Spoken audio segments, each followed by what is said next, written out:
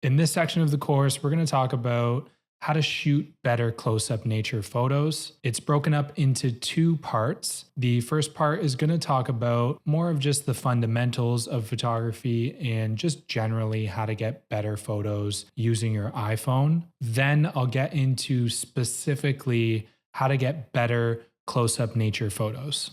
So when we talk about photography, there are three main elements that are in play. They are light, composition, and subject. It's important for us as photographers to think about each of these elements. These elements also inform each other. The way that light is hitting your subject may force you to reconsider a different composition or angle that you're shooting your subject from. Or you might find a composition that you really like, but you decide to wait it out until the light hits that scene just perfectly, or a subject walks into frame at that perfect moment. Because of the way that these three elements interact so closely with one another, it's important to consider all of them when you're taking photos. It can be a lot when you're first starting out. Just try to remind yourself to think about the light, composition, and subject, and soon enough, thinking about these three elements is going to become second nature for you. In the next few slides, for the duration of this general tips section, we're going to look at each of these three elements and the important must-knows for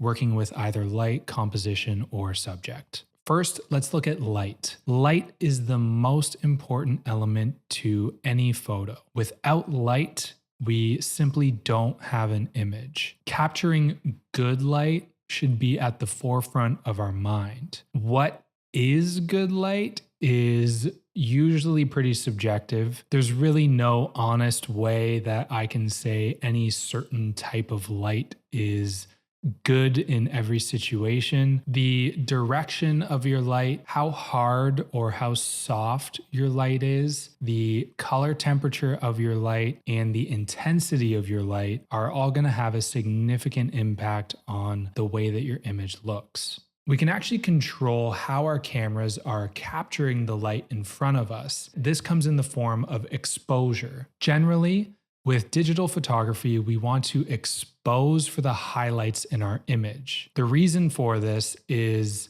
with digital photography, once highlights are overexposed or too bright, it's very hard to get the detail in those highlights back in editing. Whereas if our shadows are too dark, it's a little bit easier to get detail back in those shadows by brightening our image. So we can affect our exposure in a couple different ways on our iPhone when we're taking pictures. The easiest, most intuitive way to do this is to simply tap on our screen. By tapping on your screen, you're going to tell your iPhone to expose for this area. When you tap on your screen, you'll see a little sun icon next to the square that appears. If you drag this sun up, you're going to increase the exposure of your image. And if you drag this sun down, you're going to decrease the exposure. You can also swipe up to reveal some of the hidden tools within your iPhone's camera. Then you can navigate over to the exposure compensation tool. This tool will allow you to set an exposure compensation and tell your camera to either overexpose your image slightly or underexpose your image slightly and control how bright your image is when you take that picture. A great practice, if you can get in the habit of it, is to AEAF lock by tapping and holding the screen. Once your exposure is locked, then you can navigate over to that exposure compensation tool and drag the slider either down or up until you find that perfect exposure, and then your camera won't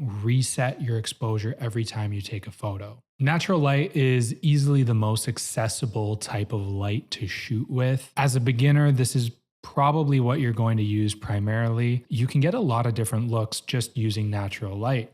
There's a lot of professional photographers that only shoot with natural light. Depending on the time of day and the weather that you're shooting with, you can get drastically different results. As you're starting out, I would recommend shooting under overcast light since it's going to give you that even light. You're not going to have to think too much about your lighting and you'll be able to explore freely. What's great about this is that since these are usually days that are a little bit dull, a little bit boring, it kind of gives you a reason to go enjoy the day anyways, since these are really prime close-up nature photo taking opportunities. The second ingredient or the second element to taking a good photo is composition. Essentially, when it comes to composition, what you need to know is that your positioning to your subject is important, considering your left to right, high to low, or how close or how far you are away from your subject when you're taking your photo. Each of these little decisions is really going to impact how your subject is viewed and what's going to be in view from your camera. The elements that you exclude from your image are just as important as the ones that you include. Excluding the right elements can help give your images more focus and help the viewer look at the subjects that ultimately you want them to be looking at. So there are loads of compositional guides that we can go over, but I've assembled what I think are the most important compositional guides to know as a beginner, but also to know for taking close-up nature photos. The first compositional guide that we're going to look at is the rule of thirds. This rule essentially divides your image into 3 equal columns and rows. This guide suggests that by placing elements in your image on one of the lines that divides these rows and columns is going to make for a better composition. You can see that there are 4 points where these lines intersect. If you can place elements on one of these 4 intersecting points, this can make for an even more impactful composition. This rule essentially just allows you to create a more dynamic image and forces you to get out of the habit of placing your subject dead center in your frame.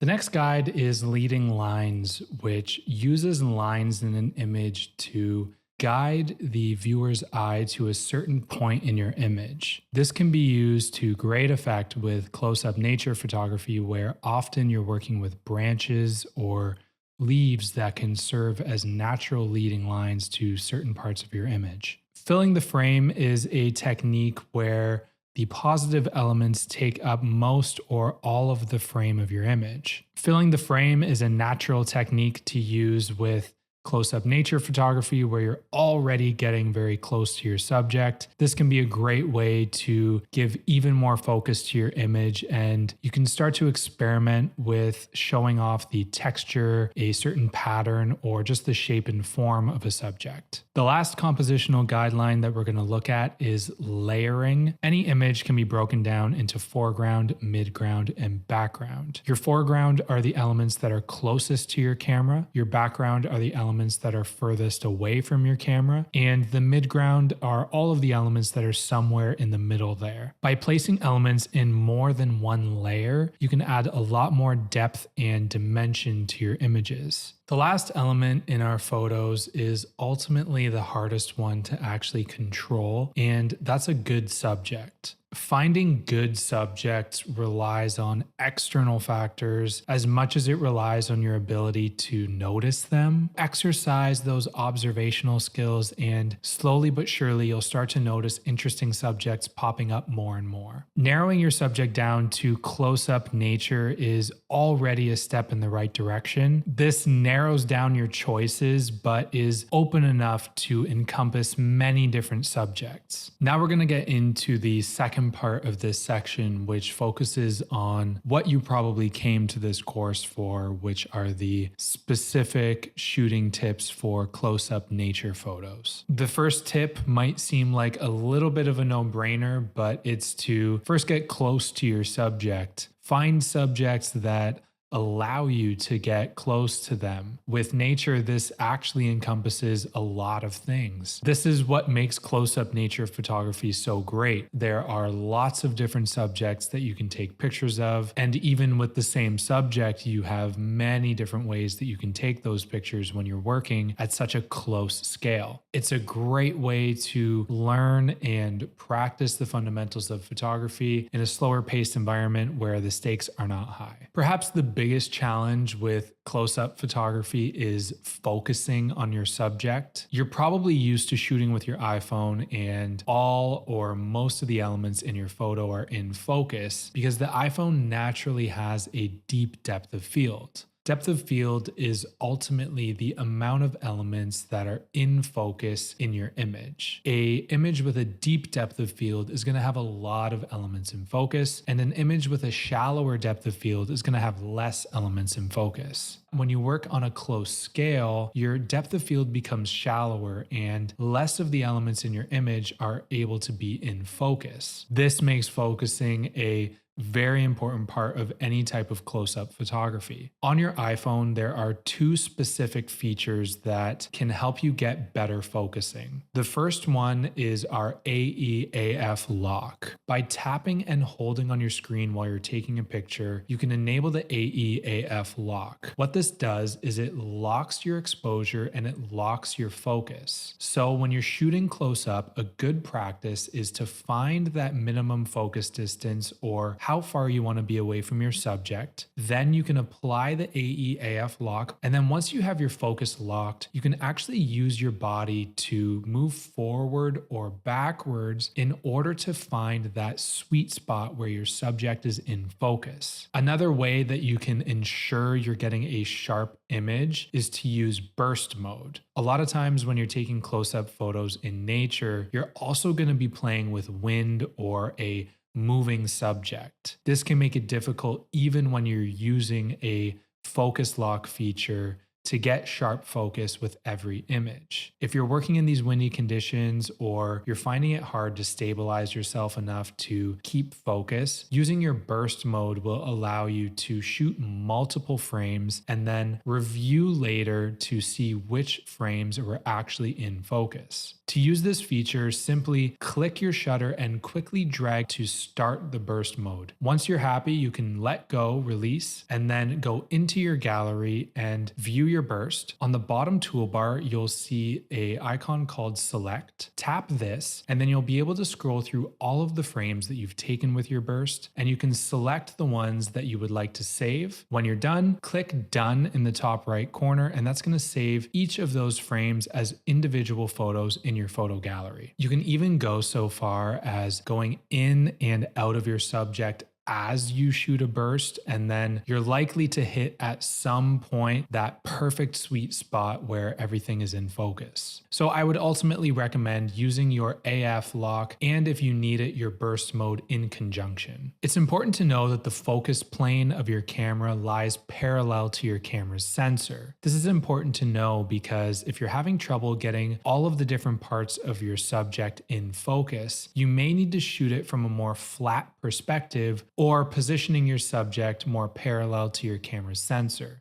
You can also use this the other way around. If you want certain parts of your subject to be out of focus, you can shoot it from a non-parallel perspective. Just keep in mind that with an iPhone, you don't have much of a shallow depth of field to really play with. You'll need a large distance between different elements of your subject in order to really see certain parts of it blurred and certain parts of it in focus. The next tip is to make sure that you have a steady hand or a steady camera when taking your photo. This is not only going to help you get a sharp focus on your subject, but it's going to reduce any type of motion blur that you see in your image. Having your camera in tight, elbows in tight, is going to steady your camera the most. You can also use elements around you to steady your camera even more. You can lean up against a tree, or you can put your phone down on a stationary object, or go even one step further and get a tripod for your iPhone. This is a very important thing to take into consideration with close-up photography because as you get closer to subjects, the movement in your camera is going to be dramatized even more. So any little step that you can take to steady your camera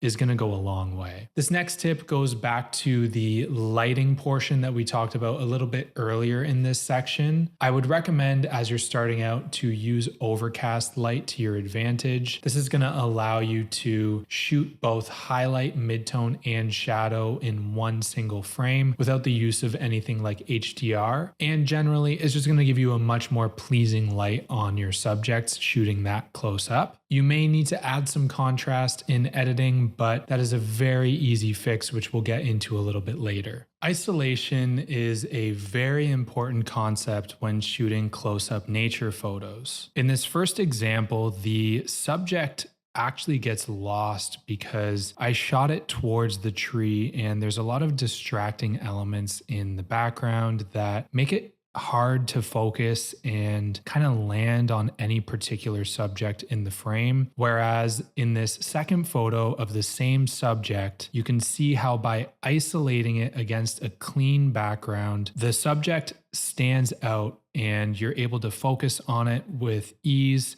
And it made for a much more impactful photo when you compare the two. So with an iPhone specifically, I would probably look towards cleaner backgrounds where it's like a blue sky or just green grass, or backgrounds that are far enough away from the subject you're taking a picture of to where they're blurred enough and not too detailed. Think about your background, even though you're taking close-up pictures. Your background is very important. Contrast is another way to focus the attention on your subject. This can play into the way that you're isolating your subject, because if you have bright light on the main subject in your image and the light behind it is a little bit darker, that's going to isolate your subject from the rest of the image. And through contrast, you're directing your audience's attention where you want it. This can be done with tonal or light contrast, like I just mentioned, or with color contrast. In nature, we have lots of opportunities to use color contrast in our toolkit. Flowers of all kinds are perfect subjects to explore color contrast, since they'll typically have bright, vibrant colors that contrast with their typically green or brown surrounding. You can see in these images how that different color really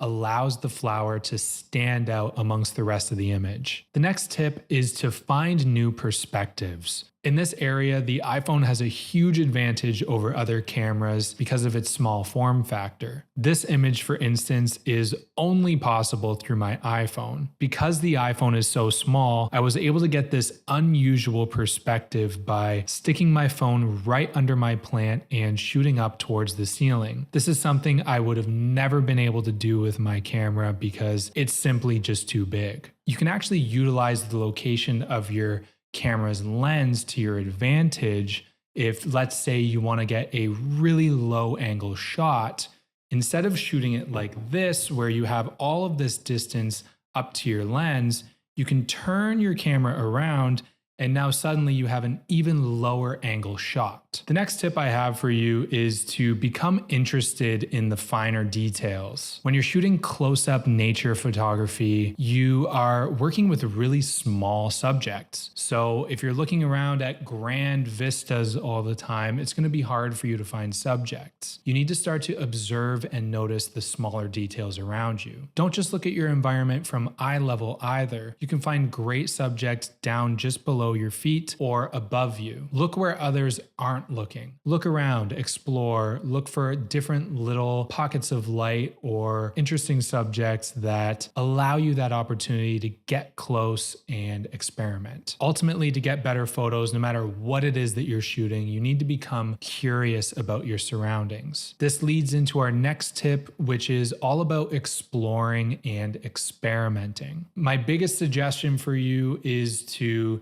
go out of your way to experience new things. When you experience something new, you are typically going to be more engaged with what's going on around you, and that's going to lead you to find more beauty in your surroundings and will lead you to taking photos of that beauty. If you happen to have children, I would suggest doing a little exercise where you let them lead the way. Children are naturally curious, and if you just watch them and observe, I'm sure that you'll be able to find new things that you would have never thought to take photos of or engage with in the first place. Beyond that, challenge yourself to see the world with childlike eyes, childlike wonder, and curiosity. Shooting the world from a close up perspective like this is going to kickstart this way of thinking and seeing the world, since it's not often that we see the world from such a close up perspective, and especially not nature. On this slide, you can see a roundup of all of the most important concepts that we discussed in this section. This is a great slide to print out and bring along with you when you're shooting, or just to have around. So instead of watching the full course over again, you can simply look at this slide and kind of refresh your memory on the most important concepts that we discussed. That concludes this section on how to shoot better close-up nature photos. I hope that you're leaving this section feeling a little bit more confident with shooting close-up nature photos. We're also, after this next section, going to do a shoot in High Park, where I'm going to walk you through some of my process when I'm on location, which should further cement some of these concepts that we talked about. The next section is going to be how to edit close-up nature photos effectively.